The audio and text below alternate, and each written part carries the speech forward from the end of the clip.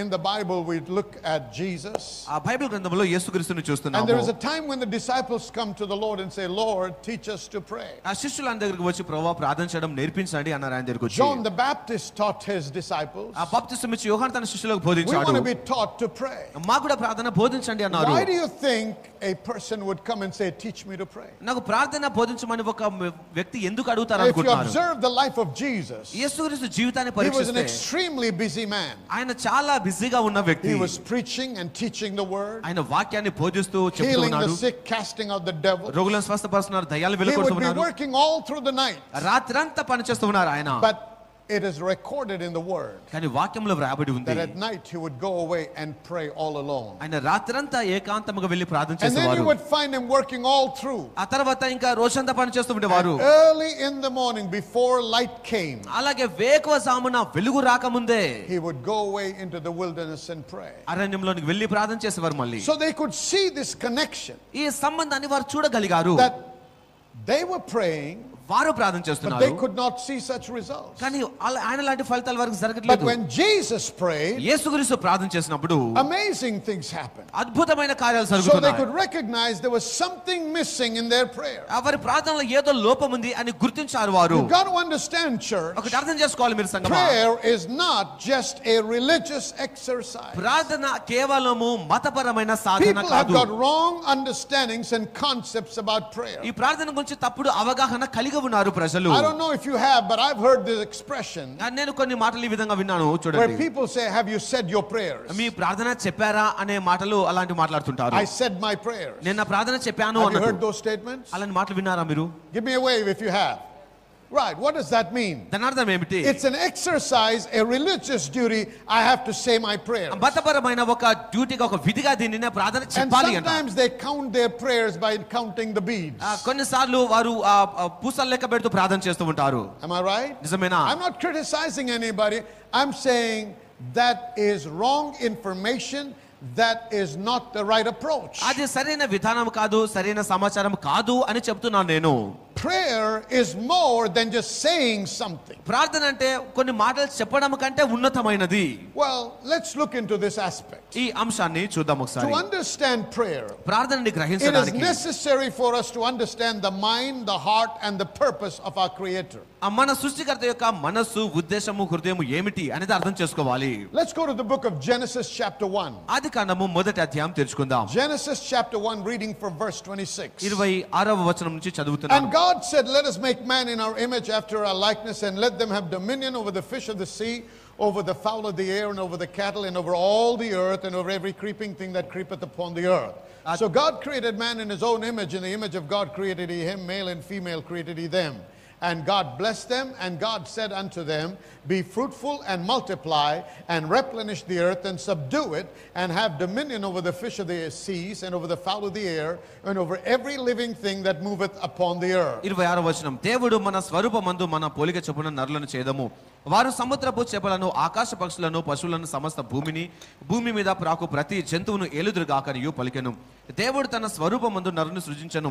దేవుని స్వరూపమందు వారిని సృజించను. స్త్రీని గాను పురుషుని గాను వారిని సృజించను. దేవుడు వారిని ఆశీర్వదించను. ఎట్లనగా మీరు ఫలించి అభివృద్ధి పొంది విస్తరించి భూమిని నిండించి దానిని లోబర్చుకోండి. సముద్రపు చేపలను, ఆకాశ పక్షులను, భూమి మీద ప్రాకు ప్రతి జీవిని ఏలుడని దేవుడు వారితో చెప్పెను.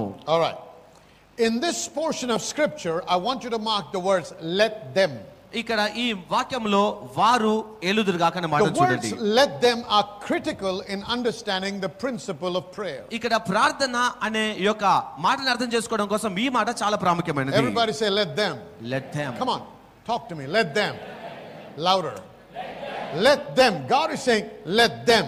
దేవుడు వారు కలిగుందురుగాక అన్నట్టు పలికాడు ఇక్కడ. Those words define the relationship the Creator intended and desired to have with man and with his creation, the earth. తన సృష్టితోను తన సృష్టించినటువంటి మానవుడితో తన యొక్క ఉద్దేశాలకు సంబంధించినటువంటి మాటగా ఇది మనకు కనబడుతూ ఉన్నది. So those words, let them, ఇక్కడ let them అనే మాటలు are చూసినట్లయితే defining what God intended and what God's purpose is and desire toward man and toward earth. మానవుని పట్ల భూమి పట్ల దేవుని యొక్క ఉద్దేశం ఏంటి, దేవుని ప్రణాళికలు ఏంటి అనేది దాన్ని బట్టి మనకు కనబడుతూ ఉంటుంది. And then he gives a mandate.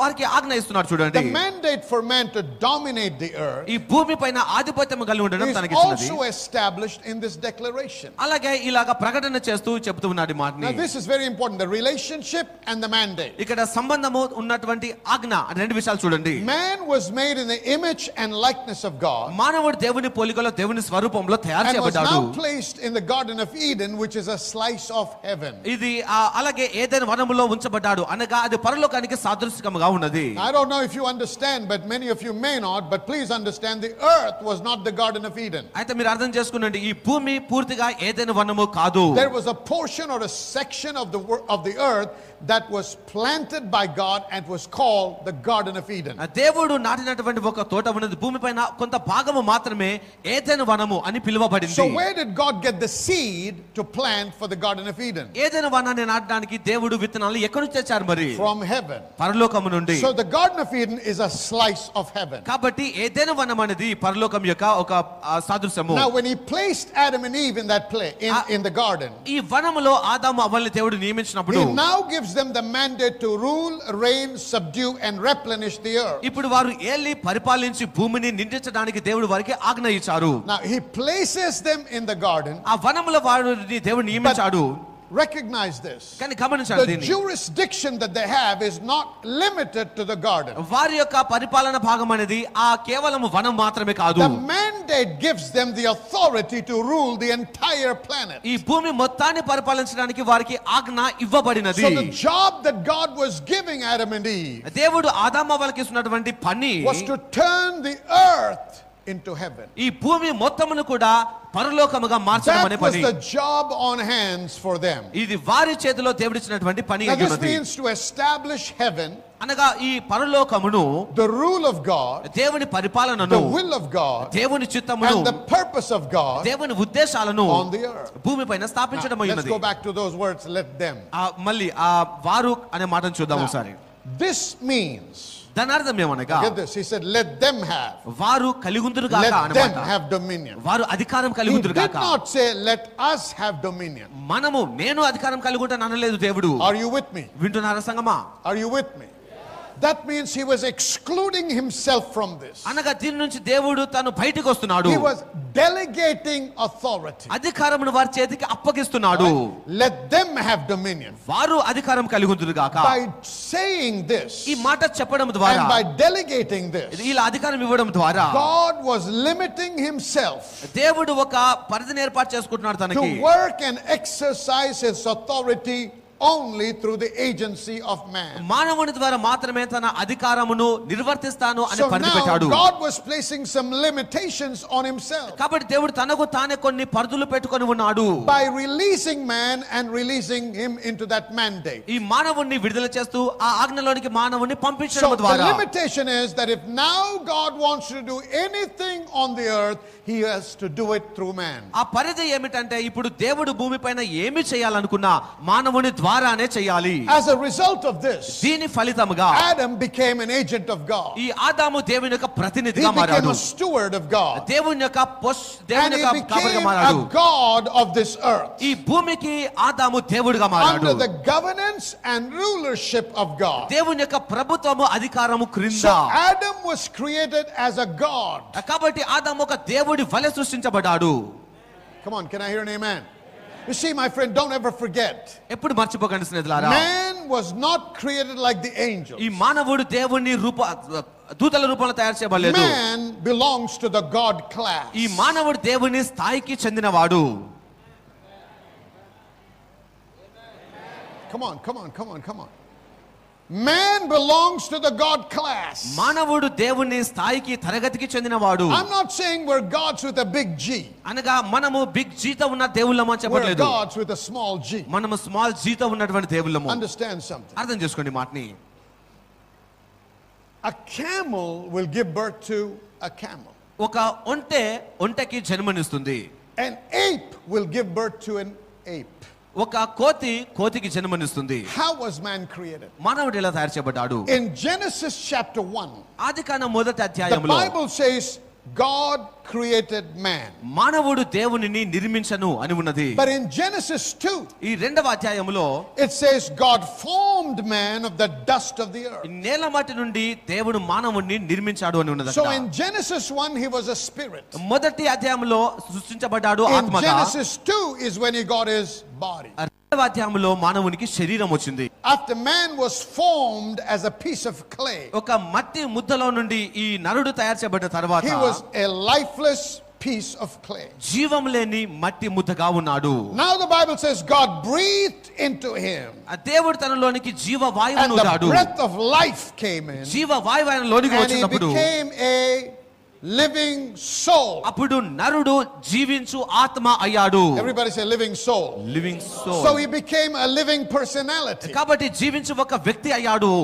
The Chumash translation of the Bible ఆ బైబిల్ గ్రంథంలో షుమాస్ ట్రాన్స్లేషన్ లో ఉన్నది. says he became a speaking spirit. నరుడు మాట్లాడు ఆత్మ అయ్యను అని ఉన్నది. Hallelujah. Hallelujah. I said hallelujah. హల్లెలూయా. చిన్న కుమారుడి జీవితంలో దేవుడు అద్భుత కార్యం చేయడం జరిగింది. ఈ కుమారుడు తన పాఠశాలలో ఆడుకుంటున్నప్పుడు తను కింద పట్టడం జరిగింది. దాని ద్వారా తన చేతి వేళ్ళకి దెబ్బ తలగటం జరిగింది. ఆ చేతి వేళ్ళు వంగిపోవటం, వాపు రావడం జరిగింది. తల్లిదండ్రులు తన యొక్క ఫ్రాక్చర్స్ ఏమైనా ఎముకలు ఇరిగిపోయాయని చెప్పి ఆలోచించారు. కానీ ఒక శుక్రవారం దినమున తను ఆరాధనకు తీసుకురావడం జరిగింది. పాస్టర్ రాజు గారు ఒక మాట విడుదల చేశారు. ఈ రాత్రి స్వస్థత పొందుకునే మాట అని చెప్పినప్పుడు వీరి తల్లిదండ్రులు మరియు కుమారుడు ఇద్దరు కూడా విశ్వాసంతో తను లేచి నిలబడటం జరిగింది. ఆ యొక్క మాటను పొందుకోవడం జరిగింది. ఆరాధన అయిపోయిన తర్వాత పాస్టర్ శ్యామ్ గారు తనకి అభిషేకించిన నూనెతో ఆ యొక్క చేతి వేళ్ల మీద ప్రార్థన చేసినప్పుడు ఆ కుమారుడు తెలియజేసిన అంటే అప్పటికప్పుడే తను ఆ యొక్క నొప్పి నుంచి విడుదల పొందుకోవడం జరిగింది. కానీ ఆ వాపు అనేది, ఆ వంకరపోయిన తనం అనేది అదే విధంగా ఉండటం జరిగింది.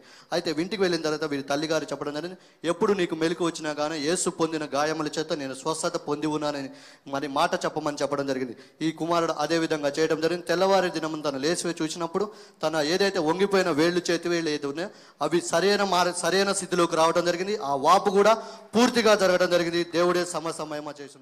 So now where did Adam come from? ఇప్పుడు ఆదాము ఎక్కడి నుండి వచ్చాడు? Adam came from the very breath of God. ఈ ఆదాము దేవుని శ్వాసలో నుండి వచ్చాడు. Are you with me everybody? Come on, say amen.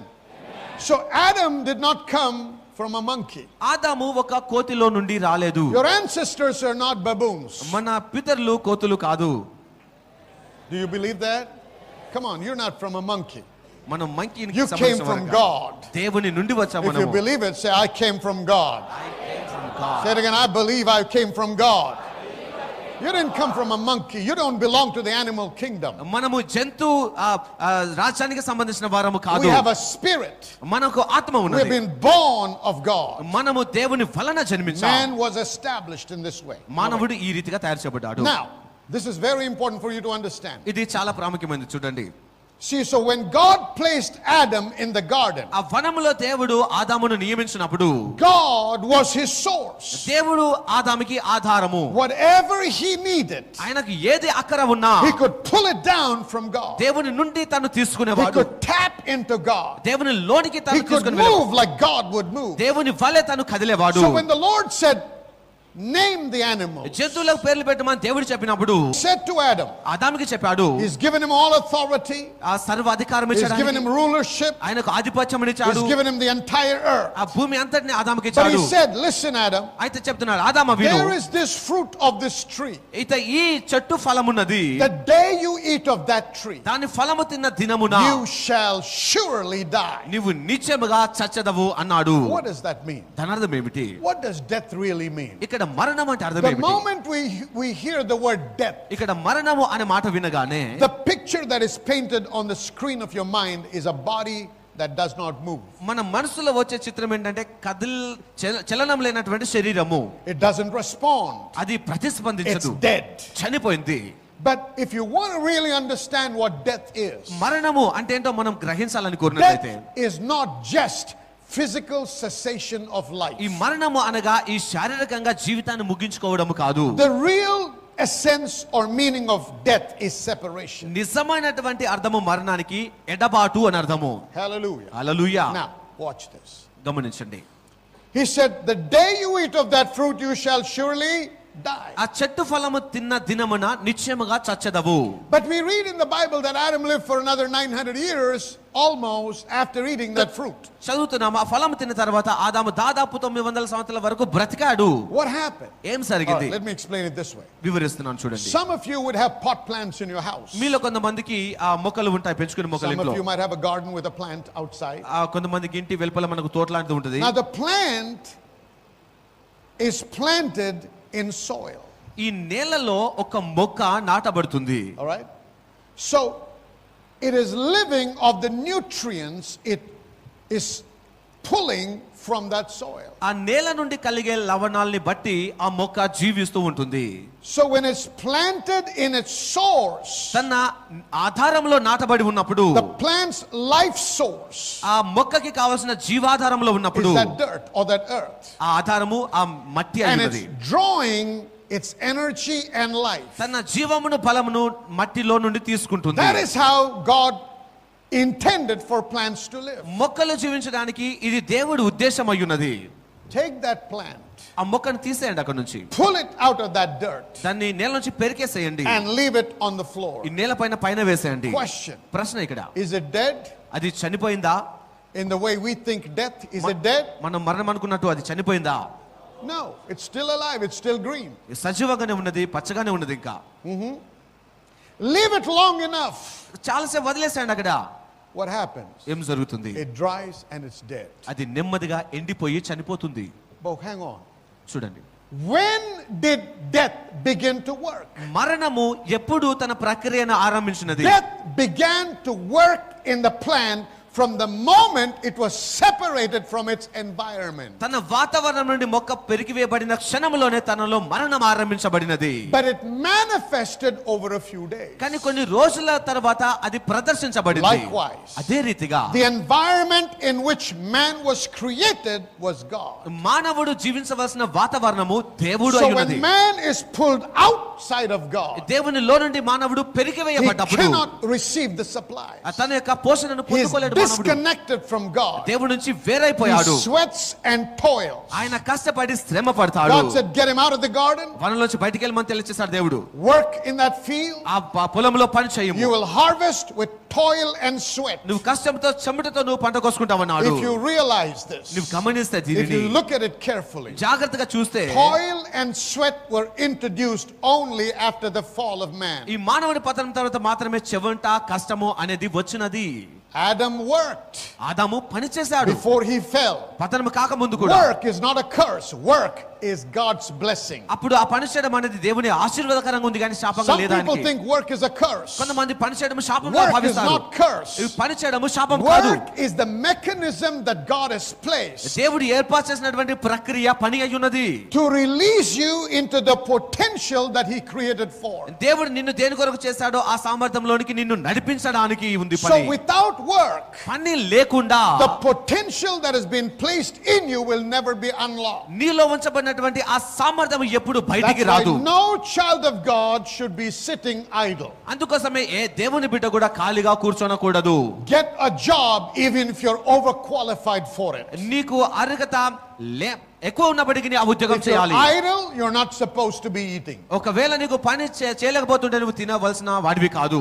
Can I hear an amen? Amen. So don't sit at home and say, well, work is a curse. ఇంటి దగ్గర కూర్చొని పని చేయడం శాపం అని Work is a అనకండి. blessing. ఈ పని చేయడం అనేది But ఆశీర్వాదం. toil and sweat came only after the fall. ఈ కష్టము చెమట అనేది పతనం తరువాతే వచ్చినది. All right, so what happened? ఏం జరిగింది చూడండి. Adam was disconnected. ఆదాము వేరైపోయాడు. And now he could not draw his supplies from God. దేవుని నుండి తన యొక్క పోషణ నిధిని His spirit పొందుకోలేకపోయాడు. got disconnected. దేవుని నుంచి వేరైపోయిన And వాడిగా now ఉన్నాడు. he had to develop and live according to the soul and the mind. తన యొక్క మనసు తన యొక్క ప్రాణమును ఆధారం చేసుకొని తను బ్రతకవలసిన That's why రీతికి he వచ్చాడు. struggled.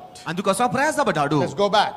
ఇక ముందుకు వెళ్దాం. All right, so I just wanted to show you how, although the mandate was given, he lost that mandate because he was separated from God. మానవుడు దేవుని వలన ఒక ఆజ్ఞ పొందుకున్నప్పటికీ ఏ విధంగా దాని నుంచి తాను వైదొలిగాడో ఆ విషయాన్ని So when చూడబోతున్నాం. God placed him in rulership, దేవుడు తనని ఒక అధికారంలో పెట్టాడు. God wanted him to rule under the governance and rulership of God. దేవుని యొక్క ప్రభుత్వము అధికారం కింద మానవుడు ఏలాలి అని దేవుడు Now, కోరుకున్నాడు. because of God's word, ఈ దేవుని యొక్క వాక్యమును బట్టి, because of what He said, ఆయన చెప్పిన మాటను బట్టి He will not and cannot directly get involved with the affairs of the earth. ఈ భూమి పైన విషయాల్లో దేవుడు నేరుగా పాలు పంచుకొనలేడు.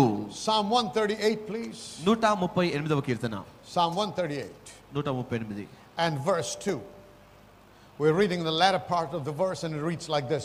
For thou hast magnified thy word above all thy name. నీ నామము కన్నా ఉన్నతముగా నీ వాక్యమును హెచ్చించితివి. You have magnified or venerated or lifted your word above your name. నీ నామము కన్నా ఉన్నతముగా నీ యొక్క వాక్యమును హెచ్చించావు అని వ్రాయబడి ఉన్నది. He has submitted and subjected himself to his word. తన వాక్యానికి దేవుడు లోబడి తను హద్దులో ఉన్నటువంటి వ్యక్తి. Therefore, అందుకోసమే a spirit with a body. ఈ శరీరం కలిగినటువంటి ఆత్మ.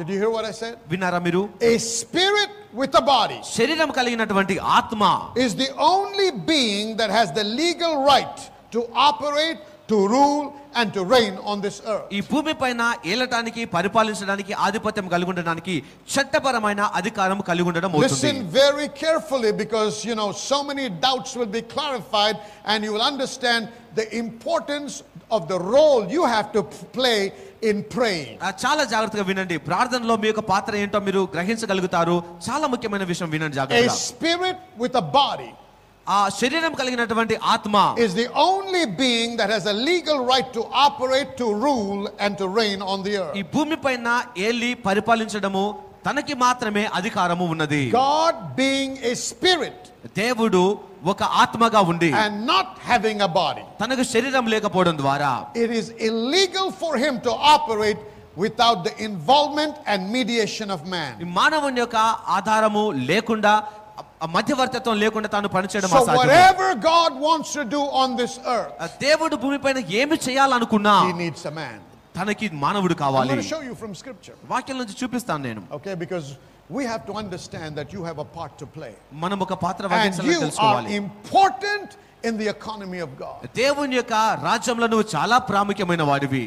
Hallelujah. Hallelujah, I said hallelujah. Hallelujah. So God needs a man. దేవుడికి మానవుడు కావాలి. That great man of God, John Wesley, John Wesley గొప్ప దైవజనుడు చెప్పారు. once said, ఒకసారి అన్నారు ఆయన, God does nothing but in answer to prayer. మన ప్రార్థనకి సమాధానం ఇవ్వడం తప్ప దేవుడు ఏమీ చెయ్యడు అన్నారు. God does nothing but in answer to prayer. మన ప్రార్థనకి సమాధానం ఇవ్వడం తప్ప దేవుడు ఏమీ చెయ్యరు. Man cannot operate మానవుడు and function on the earth without the help of God. దేవుని సహాయం లేకుండా మానవుడు భూమి పైన ఏమీ చెయ్యలేడు. So I'm showing you this morning మీకు చూపిస్తాను that ఈరోజు. God needs you and you need God. నీకు దేవుడు కావాలి, దేవుడికి నీవు కావాలి అని చెబుతూ It ఉన్నాను. is only in God that you find the purpose of your existence. దేవునిలో మాత్రమే నీ ఉనికికి ఉన్నటువంటి ఉద్దేశం తెలుస్తుంది. Man was never designed to function independent of God. దేవుడు లేకుండా జీవించడానికి మానవుడు తయారు చేయబడిన వాడు కాదు. So in the light of all that I've said, ఇప్పుడు నేను చెప్పిన విషయాలన్నిటి దృష్ట్యా let me explain what prayer is. ప్రార్థన అంటే And ఏంటో if you're మీకు writing చెప్తాను. down, write this down. Number 1. రాసుకోండి. మొదటిది, Prayer is man giving God a legal right and permission to interfere in earth's affairs. భూ సంబంధమైన విషయాల్లో దేవుడు పాల్పంచుకోవడానికి మానవుడు దేవునికి ఇచ్చే అధికారమే ప్రార్థన. Prayer is man giving God legal right and permission to interfere in the earth's affairs. ఈ భూ సంబంధమైన విషయాల్లో దేవుడు చట్టపరంగా పాల్పంచుకోవడానికి మానవుడు ప్రార్థనలో దేవుడికి ఇస్తున్నటువంటి అధికారం అయ్యున్నది. Number 2. రెండవది, Prayer is man giving heaven earthly license to influence earth and heaven. ఈ భూమిని ప్రభావితం చేయడం కోసము ప్రార్థనలో మానవుడు దేవునికి లైసెన్స్ ఇవ్వడం అయ్యున్నది.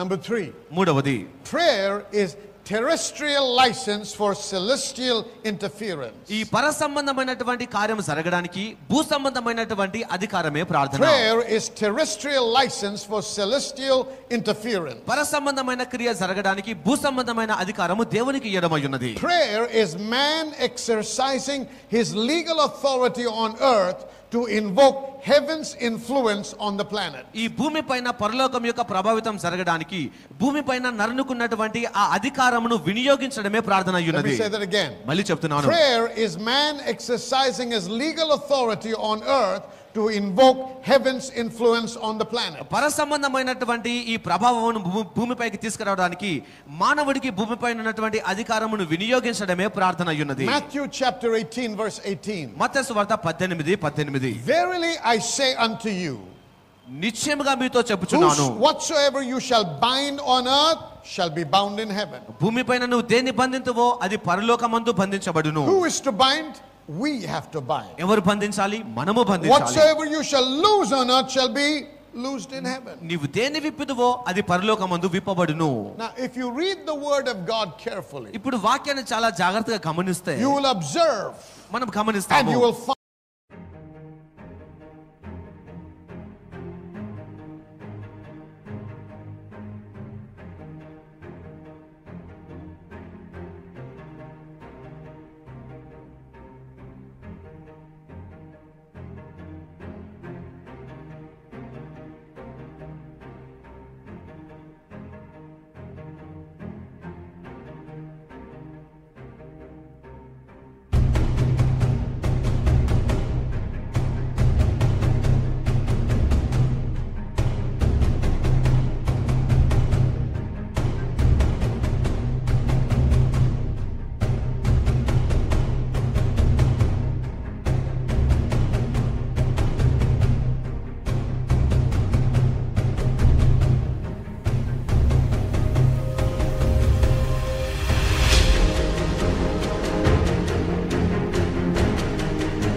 మనం తెలుసుకుంటాము that while God was dealing with mankind మానవుడితో దేవుడు వ్యవహరిస్తూ ఉండగా and the earth, భూమి పైన కూడా nothing was done without the cooperation of a human ఈ being. మానవాళి యొక్క సహకారం లేకుండా ఏది కూడా జరగలేదు.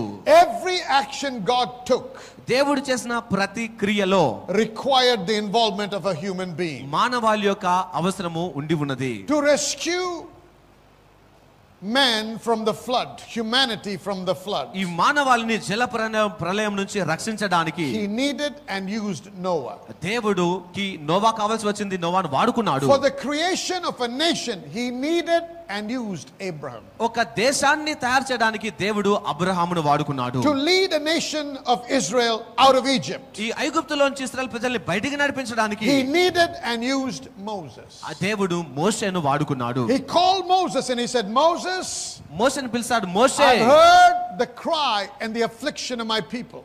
ఈ భూమి పైన ఉన్న ప్రజల మొరను నేను విన్నాను. Come now, ఇప్పుడు రమ్ము, I will send you to Pharaoh నిన్ను ఫరో యొద్దకు to పంపించదును, deliver my people. నా ప్రజలను విడిపించడానికి. God's heart was to deliver his people. తన ప్రజల్ని విడిపించడము దేవుని హృదయ But to వాంఛ. achieve that, అది జరగడానికి, to fulfill his purpose, తన ఉద్దేశం నెరవేరటానికి he needed a man. ఆయనకి నరుడు కావాలి. Somebody say amen.